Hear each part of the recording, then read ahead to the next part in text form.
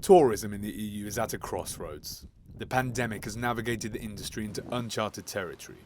How it weathers this storm and how it will fare this winter is a question many will be asking, though. As a vital part of the EU's economy, tourism contributes towards 10% of its GDP. There are also 2.4 million tourism businesses within the EU. And out of 23 million tourism jobs in the bloc, 6 million of those are estimated to have been lost due to the pandemic. But what is the EU doing to help this struggling industry?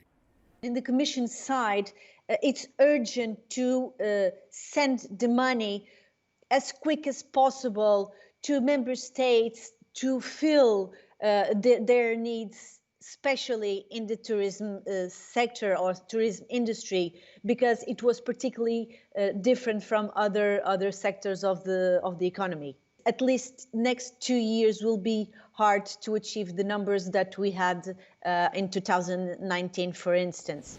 The European holiday season hasn't been an easy one for businesses or holidaymakers this year either.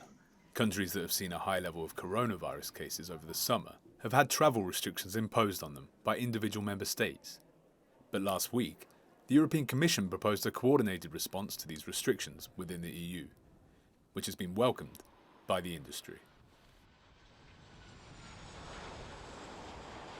And I think it's really important for the European Commission to exercise some kind of control over how governments elect to make these decisions. And I think the proposal to have some form of coordination when it comes to quarantine measures is really to be welcomed, because at the moment it's piecemeal, it's done on a national basis, and there is no consistency nor any conformity to any kind of pattern throughout Europe. And it really is chaos at the moment.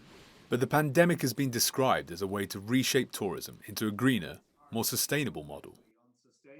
There is a role for the European Parliament and the European Union in terms of climate action to say, look, let's not give too many incentives for short-stay tourism, and let's focus on a greener model of people spending more time in a region, perhaps traveling by train if they can, particularly on shorter distances, avoiding those short-haul flights, and putting a little bit more time and effort into an offering that can deliver more jobs at a local level and a lower carbon footprint.